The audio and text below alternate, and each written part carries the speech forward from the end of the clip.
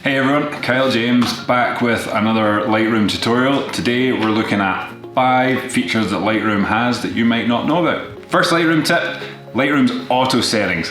So grab your photo, bring it into the develop mode, and on the basic adjustments here, you can hover over the name, hold shift in your keyboard and double tap.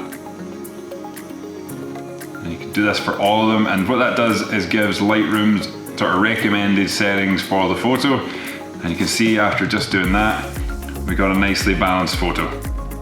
Alright, on to number 2. Lightroom tip number 2, change the grid on the crop overlay. So here we have our basic crop overlay, and if we hit O on our keyboard we can get another one, and if we keep hitting O we cycle through some different options, so whatever one you feel suits your picture you can use. Lightroom tip number 3. We know the importance of the histogram. Everyone keeps telling us, you know, your balanced photo will show in the histogram, like watch your histogram when you're exposing. It's gonna come into play here too. So I've got a photo here that needs edited.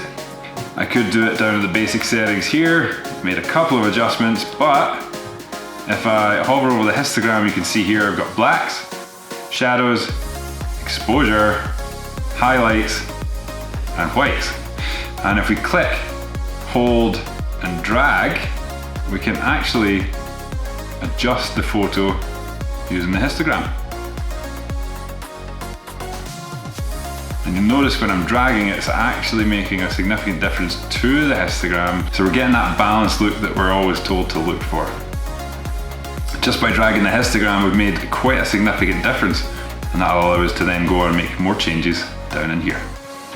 Okay, number 4, double click to reset. What do I mean by that?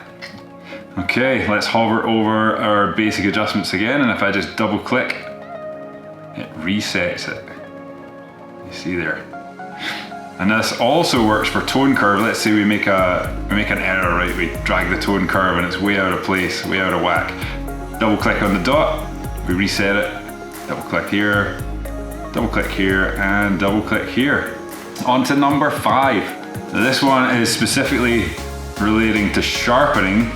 Sometimes it's quite difficult to see, you know, what you are sharpening in the picture, so this helps us out a little bit.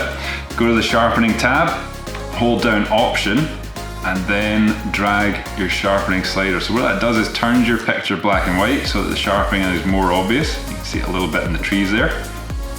So hold option again when we're dealing with masking and drag. You can see that a lot of the photos being sharpened. I kind of prefer just to get the outline sharpened, so I'm just going to keep dragging across until we get just the outline or as close to. Let it go and boom, done. If you enjoyed this video, I'd appreciate you dropping me a like down below and consider subscribing. I'd love to see you back here, and I'm going to be releasing videos every week, so stay tuned.